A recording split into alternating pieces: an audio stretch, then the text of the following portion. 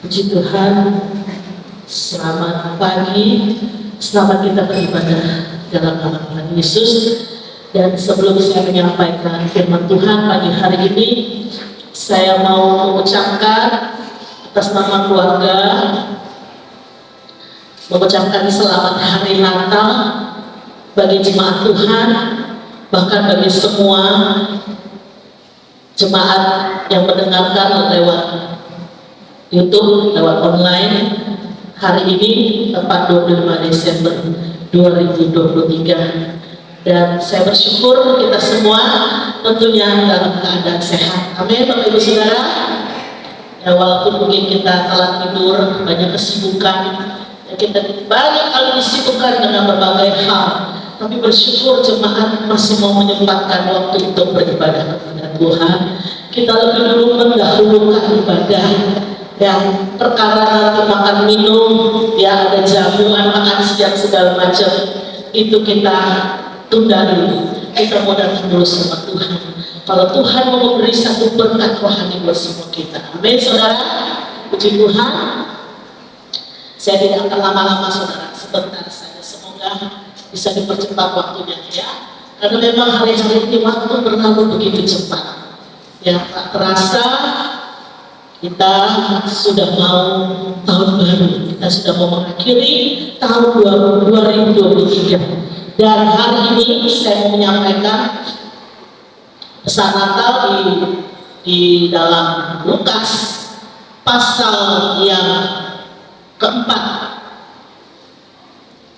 Ya, Lukas pasal kedua ayat 10. Lukas pasal 2 ayat yang ke-10.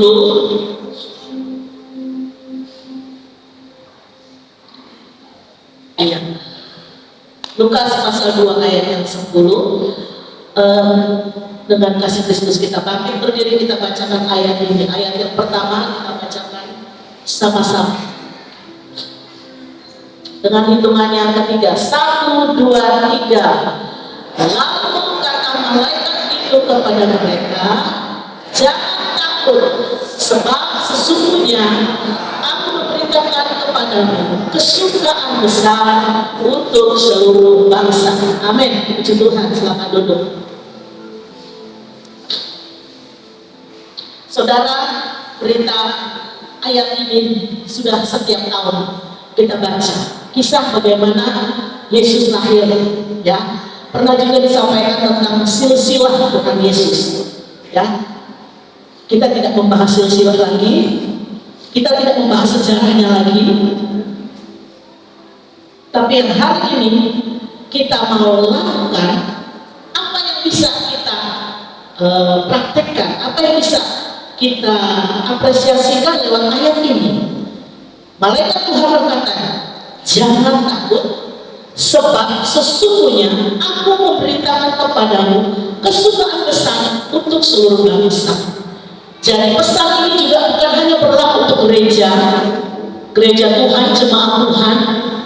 Pesan ini berlaku untuk seluruh umat manusia di dunia ini. Apapun agamanya, apapun sukunya, apapun latar belakangnya. Namun, nggak semua orang bisa percaya. Beritanya ini sudah di mana-mana, saudara. Berita ini berlaku untuk semua umat manusia. Masalahnya sekarang tidak semua orang bisa menerima pesan itu. Nah, bagi kita yang sudah percaya, yang sudah menerima Yesus sebagai juru selamat, tugas siapa sekarang? Harus menyampaikan berita baik ini, berita sukacita ini. Kalau bukan dari kita sendiri. Amin. Karena kita sudah percaya, kita sudah menerima Yesus, Dia juru selamat kita, Dia yang menyelamatkan kita, Dia yang mengangkat kita dari dosa, Dia yang menebus kita dari segala dosa-dosa kita, Dia menghapus semua dosa-dosa kita. Dan hari ini ketika kita terima lagi berita tentang kabar sukacita besar, saya rindu Bapak Ibu Saudara, sukacita ini jangan saudara nikmati sendiri, tapi beritakan, sampaikan, ceritakan, sharingkan, kalau perlu viralkan, karena ini sukacita besar saudara. Saudara tidak hanya memiliki itu bagian saya hanya bisa bersyukur, berterima kasih sama Tuhan. Apakah cukup sampai di situ saudara? Saudara, sekarang lagi viral di mana-mana, orang membuka restoran, kafe di mana-mana, kafe baru, restoran baru, tempat-tempat baru. Saya di Pontianak aja saya nggak tahu lagi tempat mana lagi yang baru. Daerah Sungai Dalam ada, di Siantang ada, di Kota Baru juga banyak. Di mana lagi? Di Purnama. Ya. Nah, kalau kita mencicipi satu jenis makanan, kita rasa itu enak.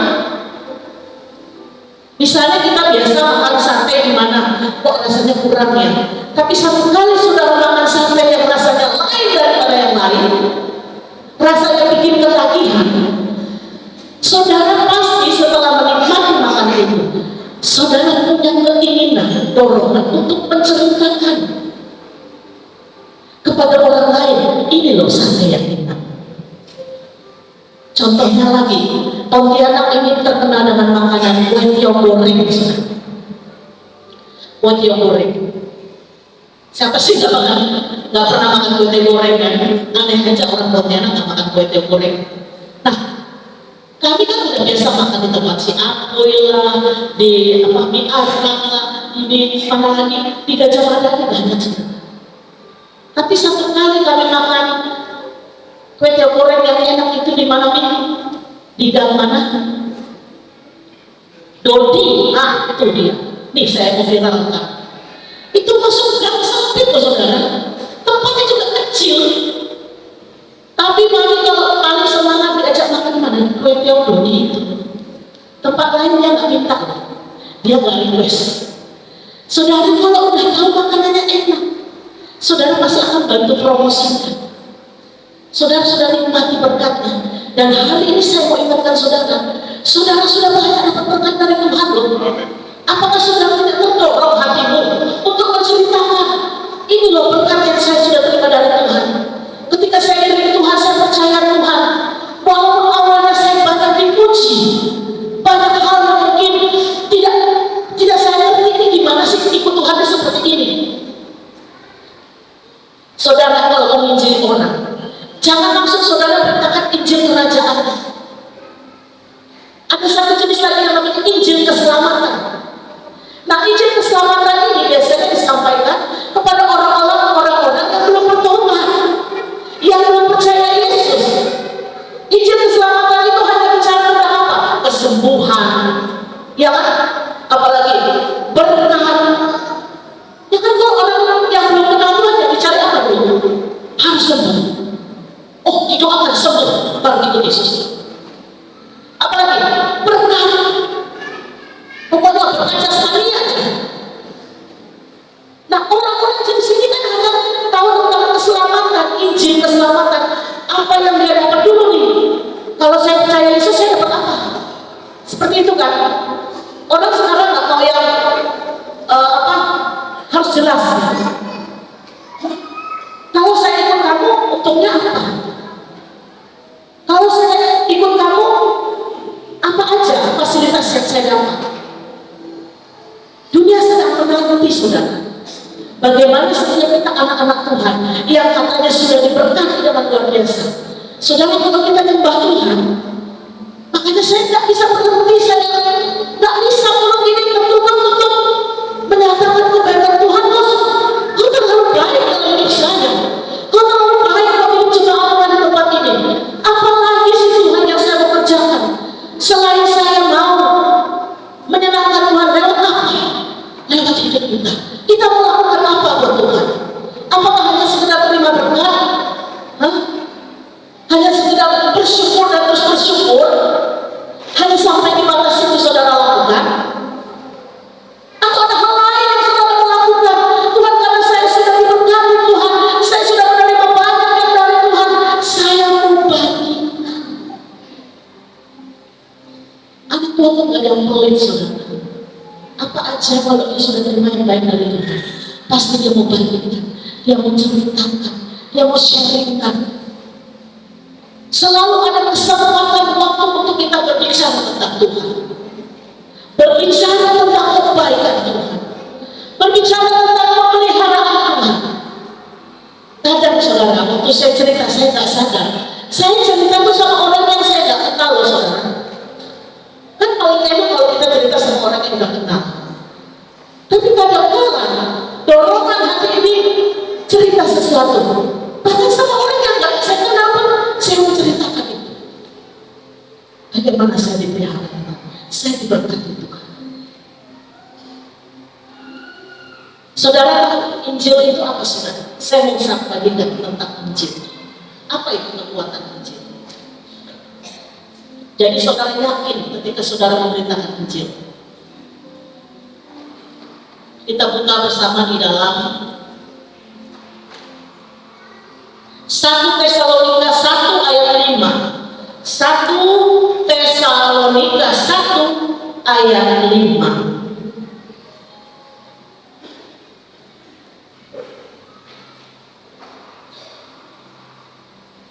Saya bacakan. Sebab Injil yang kami beritakan bukan disampaikan kepada kamu dengan kata-kata saja, tetapi juga dengan kekuatan oleh Roh Kudus dan dengan suatu kepastian yang kokoh. Amin. Jadi apa yang saudara beritakan, apa yang saudara sampaikan itu bukan sekedar kata-kata pemanis, hanya untuk apa orang bilang, menyenangkan telinga aja saudara. Hanya lip service, hanya sekedar kata-kata yang bagus, yang tertata rapi.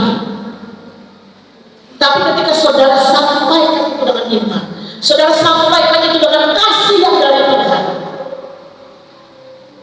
yang dikerjakan oleh Roh Kudus, saya percaya orang yang mendengarkannya pasti tersentuh hatinya. Amin saudara. Entah kapan dia bertobat, entah kapan dia pulih, kapanpun ada waktu dan kesempatan kita ceritakan kebaikan Tuhan. Natal sekolah minggu tanggal 10 kemarin, temanya sang pembawa pesan. Siapa yang membawa pesan itu? Bukan malaikat lagi saudara. Ceritanya memang malaikat di dalam kita, tapi saat ini siapa yang menyampaikan pesan itu? Pesan tentang Kristus Yesus, Raja di atas segala raja. Siapa lagi saudara? Kalau bukan kita yang menyampaikannya, kitalah sang pembawa pesan itu. Saya ajarkan anak-anak, ceritakan, kamu mengalami kebaikan apa sama Tuhan, kamu sampaikan dengan teman-teman. Latih anak-anak kita untuk menceritakan kebaikan Tuhan. Jangan malu bersaksi saudara, jangan malu menceritakan kebaikan Tuhan. Jangan malu nanti didengar olok-olok, diejek-ejek, diomongin, ngomong jangan gini, kan terserah. Yang jelas kita sudah mengalami kebaikan Tuhan. Amin. Kadang-kadang kita nggak cukup sebenarnya menceritakan. Hanya dengan ketika orang melihat saya sehat aja mereka udah senang. Puji Tuhan ya, makin sehat, amin. Yang bilangnya makin gemoy lah istilahnya. Itu tanda Tuhan berkati saya.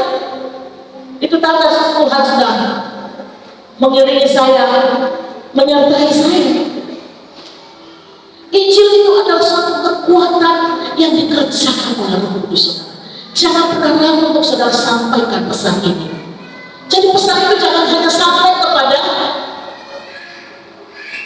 orang majus ataupun gembala-gembala, tapi pesan itu akan terus berjalan, terus rantai, diviralkan saudara. Saya sudah lama sebenarnya menyampaikan ini. Bagaimana jemaat Tuhan itu setelah saudara dipersiapkan, diperlengkapi seperti misi kita, memperlengkapi jemaat dengan sampai mencapai kedewasaan penuh di dalam Kristus. Memperlengkapi apa saudara? Artinya saudara sedang menuju dewasa. Jadi saudara tak butuh lagi namanya izin keselamatan. Yang saudara harus terima sekarang Injil Kerajaan Allah. Itu bicara jemaat yang dewasa. Jangan cuma dengar yang berkah terus. Kalau sakit minta sembuhan itu memang boleh, tapi jangan jadi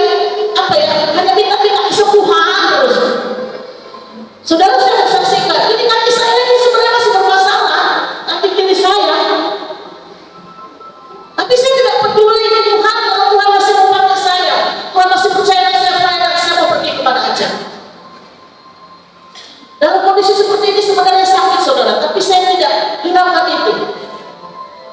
Saya tahu saya masih bisa berdiri melayani, menyampaikan firman Tuhan, karena ada Injil yang dikerjakan oleh Roh Kudus yang menguatkan saya. Amin. Saudara dengar berita hari-hari ini, banyak berita yang melakukan, banyak berita yang menggemparkan, dan memang itu sedang digenapi. Saudara jangan lagi fokus dengan berita-berita itu. Yang saudara fokus adalah firman Tuhan.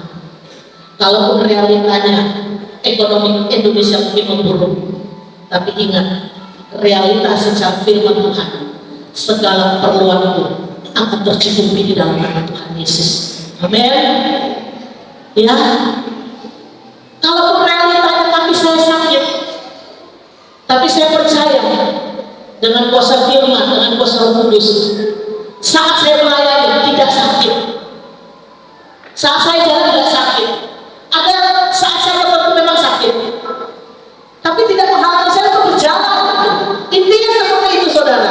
Kalau saudara hari-hari juga dapat tantangan, kalau hari-hari ini saudara juga dapat satu kenyataan yang mungkin di luar prediksi saudara, yang di luar rancangan saudara, yang di luar rencana saudara, apakah saudara mau menjadi lemah?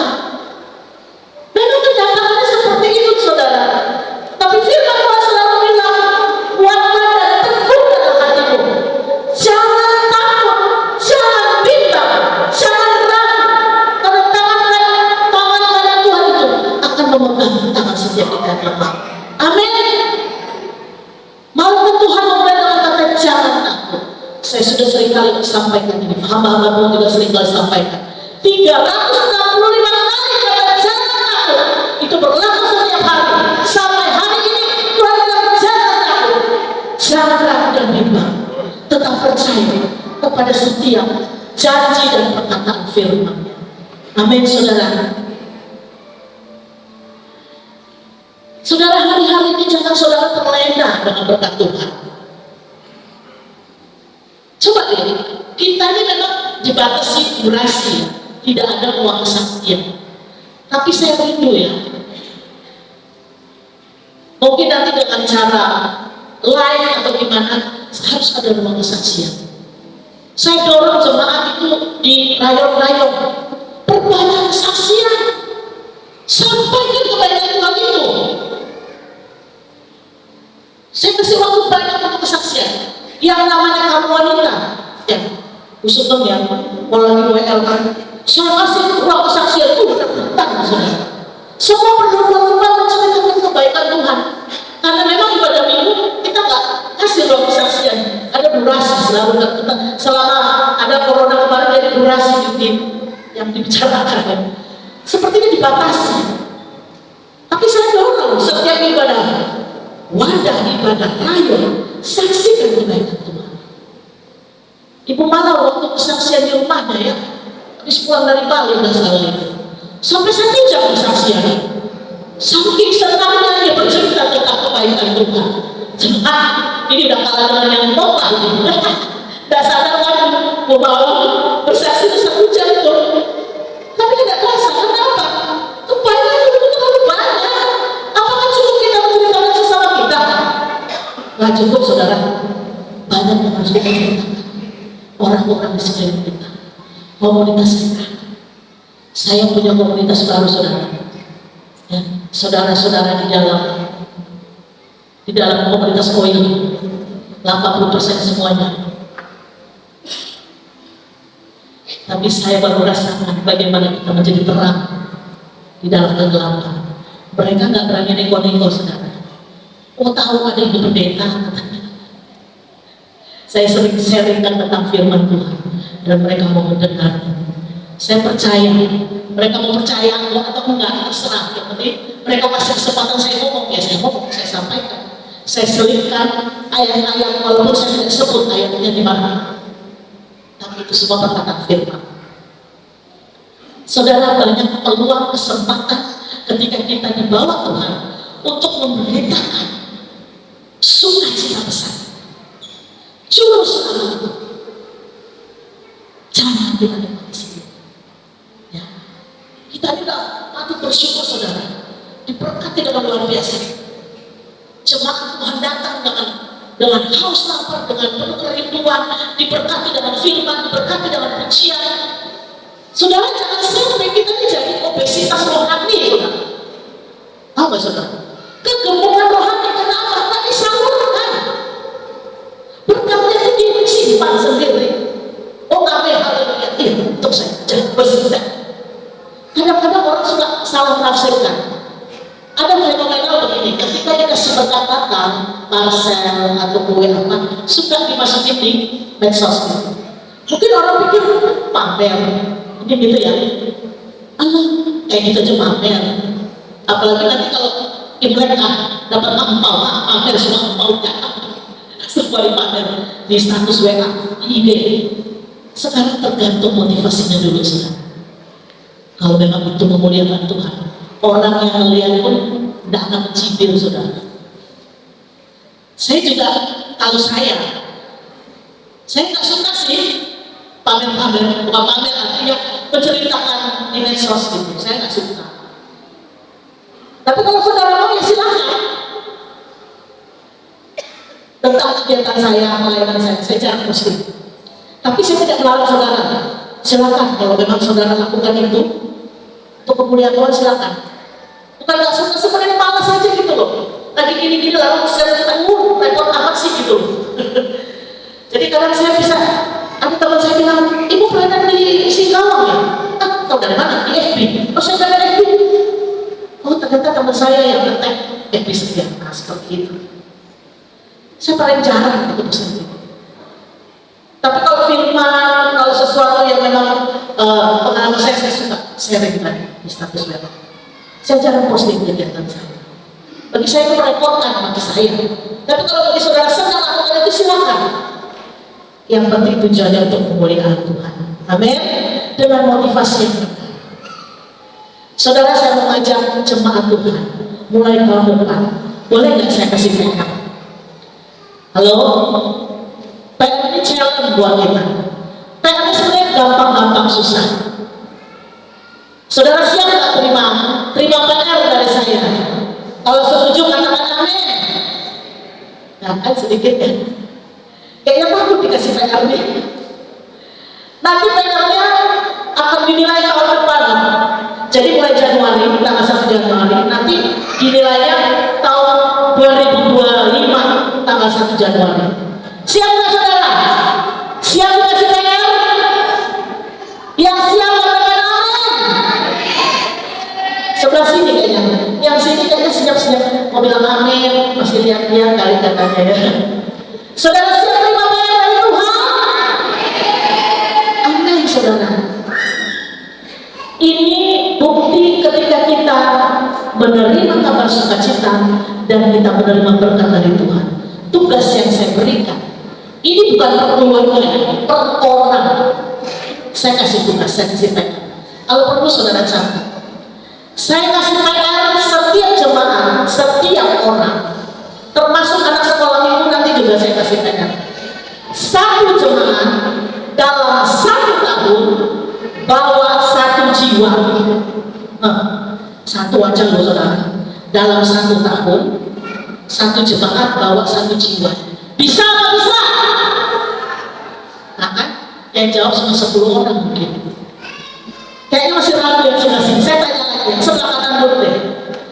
Dalam 1 tahun mulai 1 Januari 2024, 1 jemaat dalam 1 tahun bawa 1 jiwa. Ya siapa yang amin? Yang panjang tuh anak-anak loh. Panjang banget gitu. Yakin banget loh. Sekolah itu sekarang militan loh. Mereka semangat sekali. Kemarin tuh, wah, udah dramanya juga bagus banget. Anak-anak sekarang berani-berani ya, pinter-pinter. Sama yang tadi malam nyanyi si Meme pinter banget nyanyinya si Meme. Yang sebelah kiri nih, ini mau dikasih tugas. Mulai tanggal 1 Januari 2024, dalam 1 tahun 1 jemaat bawa 1 jiwa. Yang setuju katakan amin. Nah, kita akan buktikan ya. Saudara tahu gereja GPD bisa peraturan 2 tahun lalu berapa tahun lalu ya yang waktu mami saya meninggal ya 2020 Februari. Itu ibadahnya dalam hari Minggu itu baru 3 kali ibadah. Itu gereja paling besar di Sulawesi Utara. Sekali ibadah 2.000 jemaat. Ya, 3 kali ibadah, kalikan saja. Dan tahun lalu saya ke Manado, bukan lagi 3 kali, saudara, 7 kali. 7 kali ibadah. Dan setiap kali ibadah itu 2.000. Rata-rata 2.000. Itu gimana caranya ada ledakan penginjilan yang sedahsyat itu, saudara, saya ngerti. Dan baru bulan lalu saya ke Surabaya, ibu gembalanya khotbah di GPDI Tropodo. Dia bilang 2 bulan lalu dia ceritakan ada 250 muslim bertobat dan dibaptis masuk gereja GPDI Samratulangi. Saudara bisa beri tepuk tangan dulu buat Tuhan Yesus. 250 orang bertobat. Itu muslim bisa masuk gereja bertobat masjid semua. Itu gerejanya jemaat udah banyak. Nambah lagi jemaat itu bingung saya pakai latar belakang saudara. Yang jelas itu doa puasa, doa peperangan dan segala macam. Tapi yang jelas jemaatnya juga bergerak saudara, berjalan cakap jiwa. Kalau kita prajurit Tuhan, 1 jiwa yang berharga di mana? Cakap jiwa, berapa jiwa, berapapun harganya. Saudara lihat bagaimana Tuhan sedang menuai jiwa-jiwa berharga. Saya selalu merinding dari lagu tadi. Mana kayak lagu apa tadi? Kami rindukan kuasa lawanmu, kebangkitan pasti terjadi. Itu saya bayangkan Tuhan, lawatan itu bekerja. Kebangkitan pasti terjadi. Dengan cara gimana Tuhan? Saya kalau dengar lagu itu, rasanya adrenalin saya itu langsung mau gimana ya? Frekuensi roh saya tuh langsung naik. Saya gimana Tuhan? Pasti terjadi. Kebangkitan pasti terjadi. Kuasa lawatan pasti terjadi di tempat ini. Itu yang selalu saya lakukan. Ada lawatan Tuhan. Ketika jemaat di Tuhan, maka mereka akan bergerak, menginjil, bersaksi, menceritakan kebaikan Tuhan, ceritakan apa yang saudara alami bersama Tuhan. Perkara kecil, perkara sederhana, perkara yang mungkin tidak diperuntukkan manusia, tapi ketika mereka dengar cerita saudara, imannya dibangkitkan, dia disembuhkan, dipulihkan. Saudara, ini bukan hanya tugas gembala, ini bukan hanya tugas hamba Tuhan, tapi ini tugas setiap kita. Kalau di luar negeri terkenal dengan 3 huruf, apa namanya saudara? 911. You know, apa itu 911? Pasti udah banyak tahu kan? Itu panggilan darurat. Kalau saudara perlu bantuan, tinggal 911, langsung dapat bantuan. Hari ini saya mau rubah 911 jadi uang. Apa artinya saudara? Dalam 1 tahun 1 jemaat bawa 1 jiwa. Saudara mau kita buka ibadah 2 kali lagi loh saudara. Kalau bisa 5 kali lagi ibadah. Namun siapkan juga pelayan-pelayan. Tuayannya banyak loh saudara. Tuayannya banyak. Kita tak sadari di sekeliling kita. Tapi hari ini saya mau mengajak jemaat Tuhan. Momen Natal ini bukan hanya kita menikmati sukacita, kabar kesukaan besar, berkat yang besar dari Tuhan, tapi ini menjadi satu tantangan buat setiap kita untuk kita berikan kabar ini kepada semua orang, kepada orang-orang yang membutuhkan saudara, kepada lingkungan kita, komunitas kita dimanapun kita berada, keluarga kita, orang-orang yang belum sama sekali mendengar tentang Injil. Kalau saudara yakin Injil itu dikerjakan oleh Roh Kudus, Apa yang saudara sampaikan tidak akan kembali dengan sia-sia. Amin, saudara. Mungkin bagi bapak ibu saudara yang masih berkumpul di antara kamu, ada yang belum kenal Tuhan, ada yang belum percaya Tuhan. Itulah tugasmu. Saya mau tutup dengan satu kesaksian bapak ibu. Ada satu keluarga, ada satu bapak. Dia nggak di sini lagi ya. Tapi semoga tahun depan, ya saudara doakan aja, mungkin bisa kembali ke sini lagi. Saya menceritakan ada satu namanya Pak Abu. Nah, Pak Abu itu dulu ya, istrinya rajin ibadah. Dia kalau kata istrinya ibadah, dia cuma sampai pintu gerbang, dia nggak mau masuk, dia nggak mau ketemu Mas Iwa, nggak mau ketemu saya, nggak mau ketemu Mama. Dia cerita seperti itu. Awalnya gimana sih? Kok bisa tiba-tiba terima Yesus? Saudara, lewat kesaksian istrinya, pada akhirnya dia oleh Tuhan. Ingat saudara, manusia tidak bisa mengubah manusia. Manusia hanya bisa dirubah oleh Tuhan, oleh firman. Lewat kesaksian istrinya. Memang istrinya tak banyak ngomong sih, tapi ketika dia percaya kepada Tuhan, saudara tahu, dia bawa itu semua, sepupunya, ponakannya, adiknya, semua keluarga besarnya. Ada berapa yang dibaptis?